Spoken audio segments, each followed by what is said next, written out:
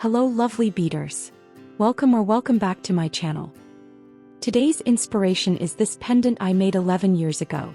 I used to love huge dramatic jewelry, but my style has changed, so we will create a smaller, more delicate version. Let's bring this beautiful old design into the present with this smaller, more modern version. It's smaller with modern colors, but the core design is the same. Still has the long chain and tassel. And if you want the original size, I'll show you how to adjust the pattern during the tutorial. If possible, choose opaque or metallic Delicas. Avoid matte and satin finishes. If you've ever made a peyote square, this part will be familiar. Start by stringing 4 black Delicas. Slide the beads down on your thread and tie a double knot with the thread ends.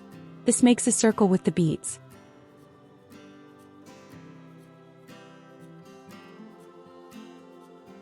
And step out from the first Delica bead after the knot.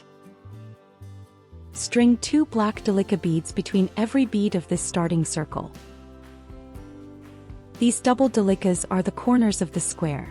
We need to add them in every single row. This is how we make the square bigger.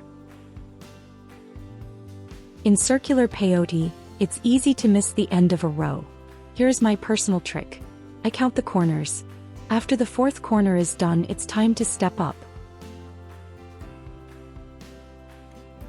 To step up, string the 2 Delica beads and go through the first bead of the starting circle and the first bead added in this row. The first row with 4 corners is complete. We switch to a different color. And since we are at a corner, add 2 beads to make the first corner. To reach the second corner, string a Delica bead between the 2 corners. String 2 beads for the second corner.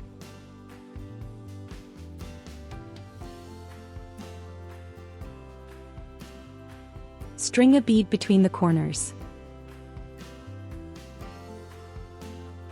Make the third corner.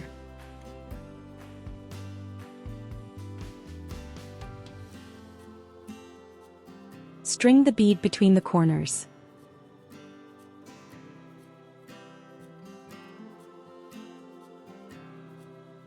String the 4th corner. You're almost at the end of this row.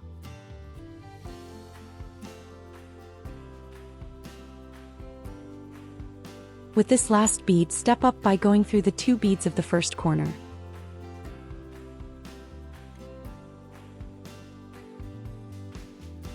See how the square is starting to fold like a closing book? Don't fight it. This is completely normal. Start the new row with the first corner.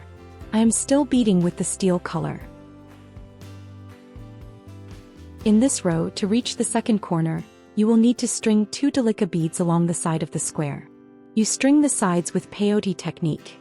This means adding 1 bead at a time.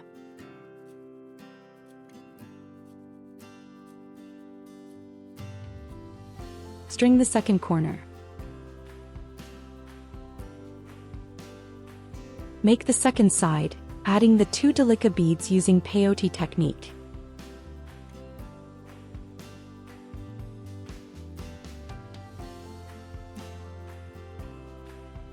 String the third corner. Keep going like this until you reach the end of the row where you will need to step up. The tension in the square will increase as it curves. It can be hard to see exactly where to string the 2 beads on the side. Just count them and make sure each side has 2 new beads.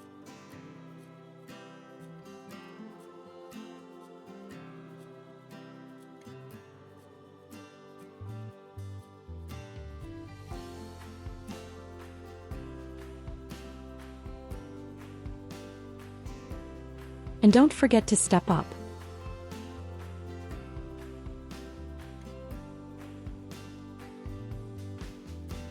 As you can see, the square really wants to be a triangle. It folds together nicely and I could not force it flat even if I tried. Time to switch colors again. Start this new row with the 3rd color. String the corners as usual. But now you will add 3 beads on the sides. Now you probably have the hang of it. We are just repeating the same pattern but with more beads between the corners. So I will speed up the rest of this row and I will meet you at the end of the row to tell you what is next. As the square grows, some spots will become very tight. Pull your thread firmly so each bead snaps into place. A loose bead will create a gap in the next row. This tension is also why I recommended avoiding the more fragile satin or matte beads. I personally find adding the last bead the most difficult. The space is very tight and it is also where the step up happens. Do not forget to do the step up. For the new row, I will continue using the white color. The pattern is the same as before with only one change. Now you will add 4 beads on the sides. Since this part is repetitive, I am going to speed up the video. Remember the steps. 2 beads on the corners, then fill the sides using Peyote technique. I will see you at the end of the row. While this part is sped up, I wanted to quickly ask for your support. If you enjoy my free tutorials, please consider liking this video and subscribing. It helps me create more for you. You can also find the links to my patterns and finished jewelry in the description below. Thank you for your support.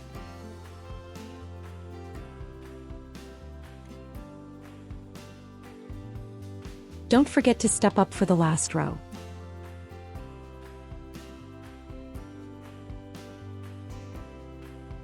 This row will be the final row, but this final row is an incomplete one. I am switching back to my second color for better visibility. We will now add only 1 bead to each corner. The process on the sides is the same, but now you will add 5 beads. We are not finishing this row though. We will only work on 3 corners and the 2 sides between them.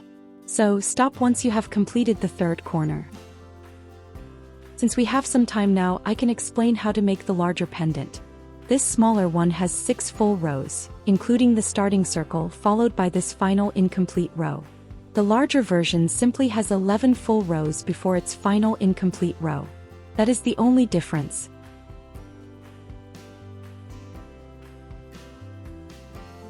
I already finished my tail off camera, so now all that's left is to weave in the working thread.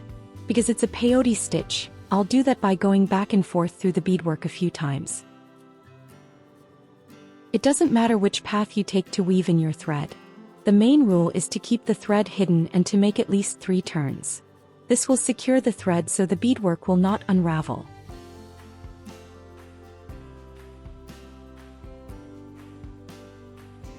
Now make a second square following the exact same process as the first one. My second square is ready. Do not weave in the thread, we will use it to zip the 2 squares together. Align them carefully. The incomplete side of the new square must face the completed side of the first one. For me, the white side should face the steel side. Now that the sides are aligned, we can start the zipping. You are exiting on the white side right after the corner bead. Go through the first steel bead from the other square. And back in the next white bead from the new square.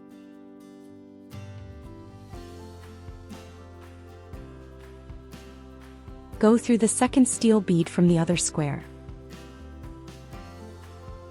And again go through the next white bead from the new square.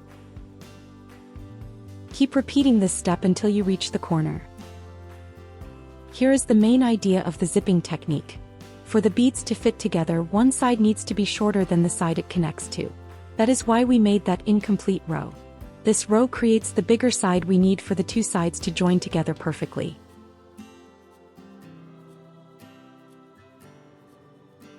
When you reach the corner, you need to zip the steel corner bead to the white corner beads. Your thread should exit the first white corner bead.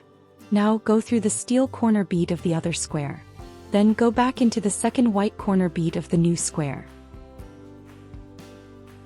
And one side is complete, but you need to zip the second side as well. Repeat the zipping process on this side as well. Do everything the same way you did on the first side until you reach the corner. Your squares might not be sitting in the same position as mine, but do not worry. It just means it folded in the opposite direction.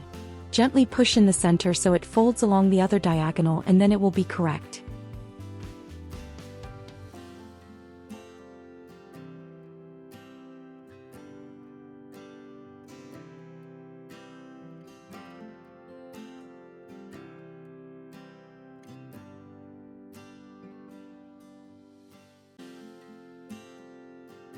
When you reach the corner, you are not going to connect the steel beads.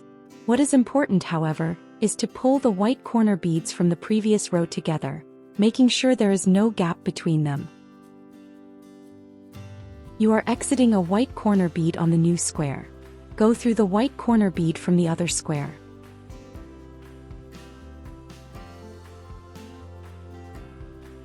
The corners are joined together, and you are ready to weave in your thread and cut it off.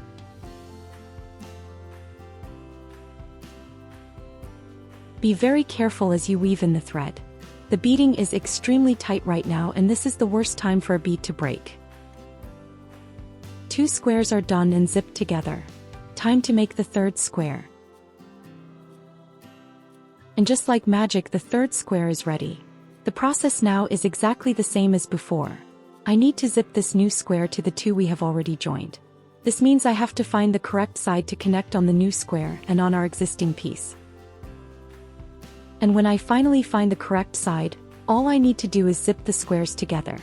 And at the end I will weave in my thread. I sometimes get comments that my videos are too fast. The main reason I speed up some parts is because these projects are very long. Without speeding up, this video would be almost an hour. I only speed up the repetitive sections after I have shown them once at normal speed. But here is a tip. You can always slow me down. Just click the gear icon and change the playback speed. This way I hope everyone can enjoy the video at their own pace. I am always open to hearing your ideas for a better method. I finished the zipping and here is the result. Does this remind you of anything? If you have ever beaded a peyote star, you probably recognize this shape. But for a star you would make 5 squares. For this pendant we are only making 4. Now finish off your thread and make the last square. I have finished the last square and now I need to zip it to the main piece. You can see my square is also folded in the wrong direction right now. I just popped it into the correct shape and now it is ready to be joined. This time we will be zipping all 4 of its sides to the rest of the beading.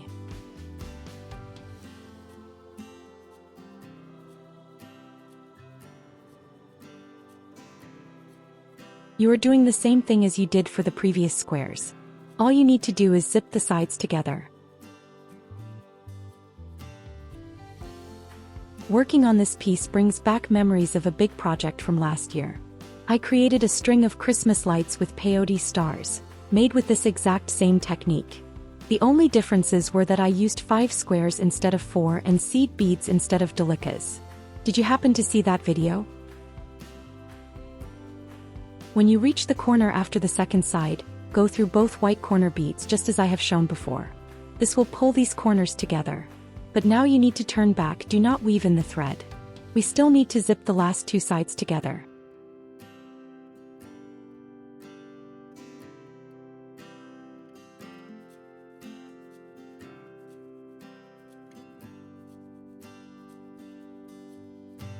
Start this zipping by pulling the 2 white corner beads together. You can only start zipping the last 2 sides after this step is done.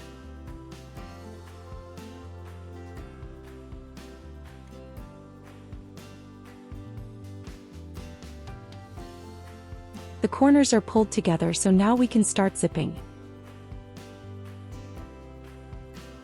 Zipping this final part can be tricky because the whole piece is very stiff now. The good news is that the sides stay close, so the zipping itself is easy. The challenge is that they tend to fold under each other. You can feel that the beads are tight, so work slowly and gently and straighten the sides as you go.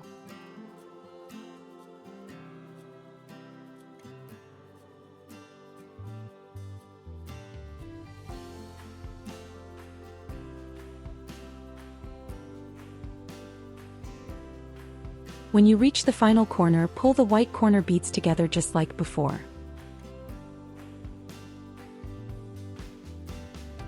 And with that, our pendant is almost done. We have one last step before we can finish off the thread. After the corner beads are pulled together, we will move on to the next step and connect all 4 steel corner beads to pull the top into a circle.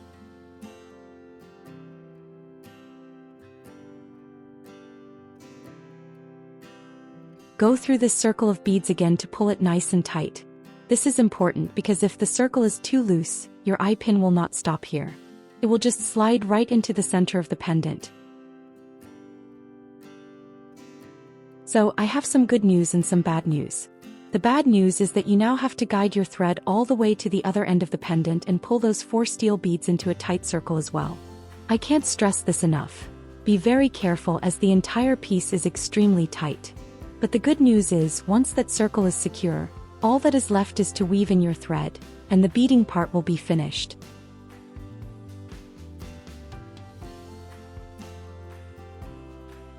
After going through this circle a couple of times, you can finish off the thread. Do it the same way I have shown you before. Go back and forth through the beadwork until the thread feels secure.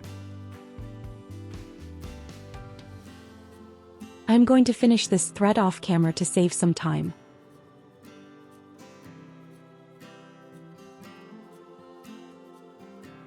I am all done with weaving in my thread.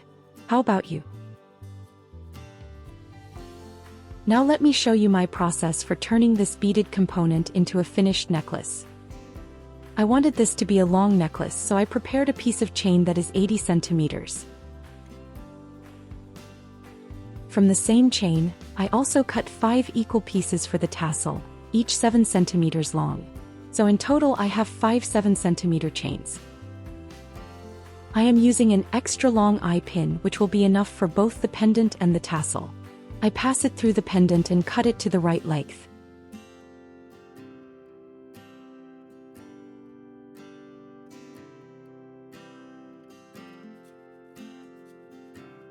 After that, I make a loop at the end that is large enough for the necklace chain to slide through.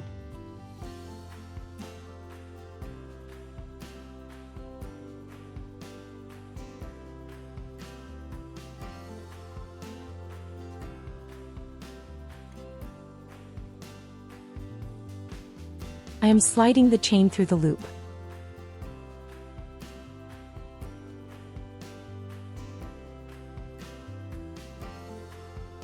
Then I use one of the chain's own links to connect the 2 ends together. This creates an endless necklace with no clasp.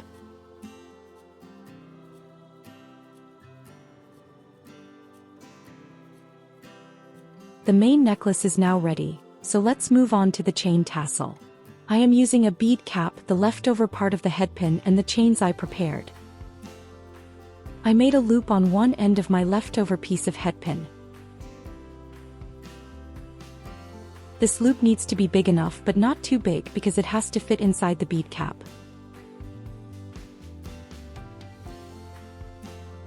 I am opening the loop and starting to add the chains. I am hooking a link from around the middle of each chain onto the headpin. They do not have to be perfectly even. That said, I still like to get the ends as even as I can. I can't help it, I just prefer a tidy look. So I will just fiddle with the chains for a moment, adjusting them until I am happy with how they hang. After a while, I found a good solution for handling these small chains. I slide a needle through the 2 end links. This clearly shows me the middle link, and it also makes it much easier to hook the chain onto the loop.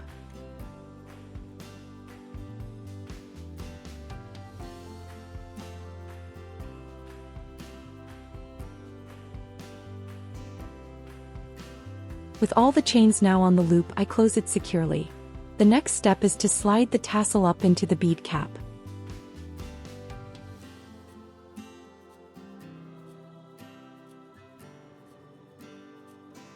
I make a loop on the other end of the eye pin.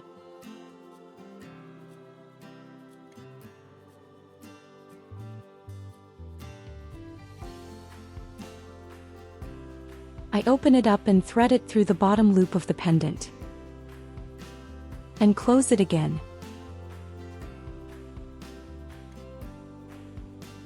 And just like that, the project is finished.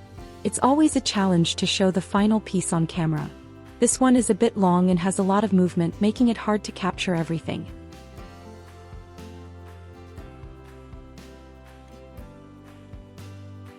Here are both pendants together for comparison.